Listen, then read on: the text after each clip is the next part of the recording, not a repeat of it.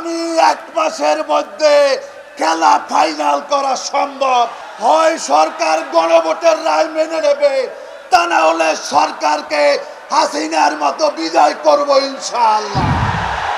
আপনারা গণভোটের রায় দিয়েছিলেন, তারেক রহমান সাহেবও বলেছিলেন যে হা ভোট দিবেন।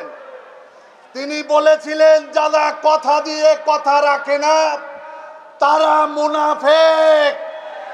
তারেক রহমান সাহেব, আপনি গোটা জাতির সাথে মুনাফিকি করেছেন। আপনি হাতে ভোট দিতে বলেছেন, এখন হাকে মেনে নিতে চান না। আমি আর দুটি কথা বলে শেষ করব। মাওলানা আব্দুল হামিদ খান ভাসানী বলেছিলেন, পিন্ডির সাথে সম্পর্ক ছিন্ন করেছি, দিল্লির দাসত্ব মেনে নেওয়ার জন্য নয়। আজকে বাংলাদেশ নিয়ে নতুন ষড়যন্ত্র শুরু হয়েছে। কখনো শুনতে পাই এই খুলনা জেলার বড় একটি অংশ ভারতের সাথে নাকি নিয়ে যাবে। কখনো শুনতে পাই আমাদের পার্বত্য 3 জেলা নিয়ে নাকি নতুন চক্রান্ত আছে। এখন শুনতে পাচ্ছি আমাদের রংপুর নিয়ে নতুন ষড়যন্ত্র। আপনাদেরকে বলতে চাই, বেশি বাড়াবাড়ি করলে 47-এর লাহোর প্রস্তাব অনুযায়ী নতুন করে ভাগ করতে হবে।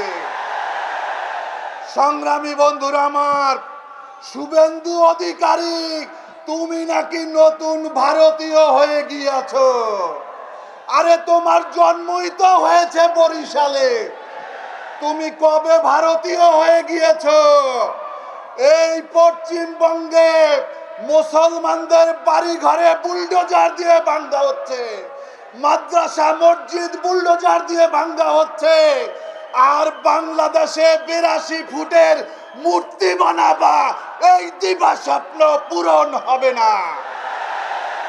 আমরা মুসলমানদের রক্ত, এটা শুধুমাত্র কুকুর বিড়ালের রক্ত নয়।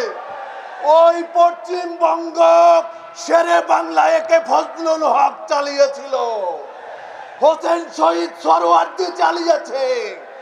আমরা তাদের উত্তরসূরি।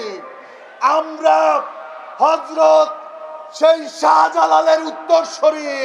গৌর গোবিন্দ পালিয়ে গিয়েছিল, তোমাদেরও কোনো অস্তিত্ব থাকবে না। আমি আজকে আমাদের প্রধান অতিথিকে বলতে চাই, আগামী 1 মাসের মধ্যে খেলা ফাইনাল করা সম্ভব যদি আপনি চান। আমরা চাই হয় সরকার গণভোটের রায় মেনে নেবে, তা না হলে সরকারকে হাসিনার মতো বিদায় করব ইনশাআল্লাহ। আল্লাহ হাফেজ। বাংলাদেশ জিন্দাবাদ।